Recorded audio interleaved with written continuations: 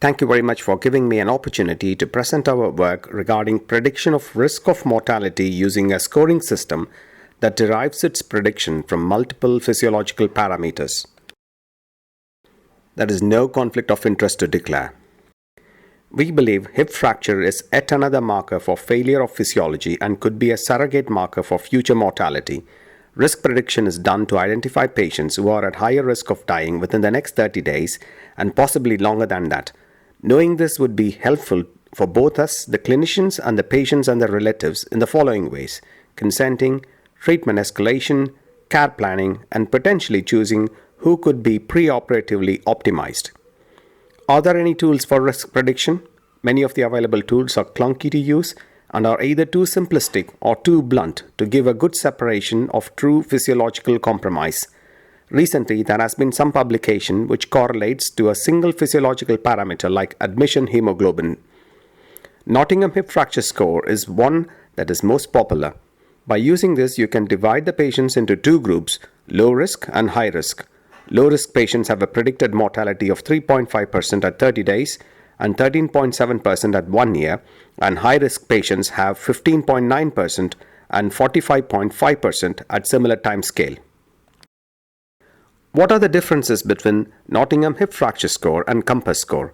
Nottingham Hip Fracture Score uses 7 variables and Compass Score uses 16 variables.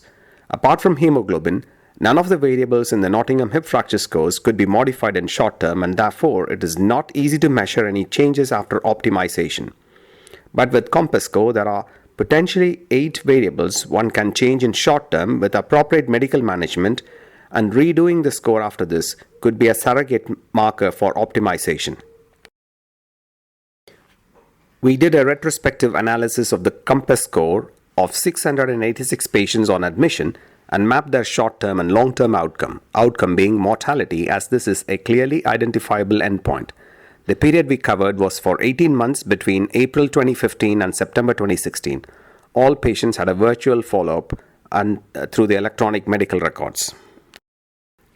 Among the 686 patients, there were more female patients with hip fractures, and the average age for each group was roughly the same. About 11 patients received non-operative treatment for their fracture. The headlines now. Out of the 686 patients, 44 died within 30 days, i.e. 6.4% mortality rate. Nearly 26% died within a year, 36% died within 2 years, and so far, 42.4% patients died at the last follow-up around 4 years. The average age of death was 87 years. Of those who were treated non-operatively, 73% patients died within 2 weeks after admission. Credit to the team making the judgment for those patients and not subjecting them to an unnecessary operation. Literature tells us that males die more than the females. At 30 days, 7.4% males died in comparison to 5.9% females. The rest are shown on the table. This is an information-heavy slide, and to make it easy to understand, I will reveal different sections one by one. The top row is the parameters that we are comparing. The first vertical column shows the mortality risk prediction done by Compass Score. I have grouped them into 5 based on the predicted risk of death. The total number of patients in each group is given next. Thankfully, we did not have many admissions of patients in critically ill group. To make it easy to compare, I've changed the number to percentage of admission.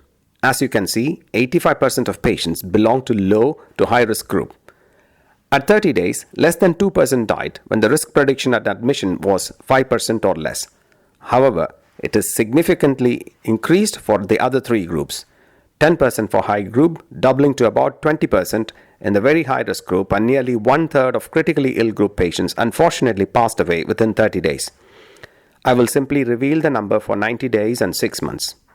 Let us go to 1 year. At 1 year, the first group had about 11% mortality, and roughly add 10% for every group except for the critical ill group, where you add 20% more than the preceding group.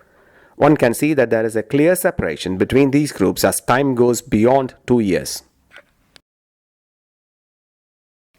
This is another way of showing what is happening in a bar graph at 2 years. As you can see, there is a clear separation between the 5 groups with green bars showing patients who are alive and red bars showing patients who have unfortunately passed away. From this analysis, we conclude that mortality risk correlates to the COMPASS score at admission. I have given you a ballpark figure to make it easy to remember when you do the score at admission. The second take-home message is that males have a higher mortality than females at all times and in all risk. By using COMPASS score at admission, you can understand the patient's physiological status, which is a surrogate marker for predicting mortality of risk both at short and long term. I would want to stress that COMPASS score was not developed to predict long-term mortality. It is validated for 30-day mortality based on over 15 million HES data. By doing COMPASS score at admission, one can have a more informed consent discussion, plan appropriate support they need pre and post-op, decide if they need intensive care support post-op, and will be helpful for completing treatment escalation forms. But the drive here is that COMPASS score could also be used as a tool for optimizing selected patients. Thank you.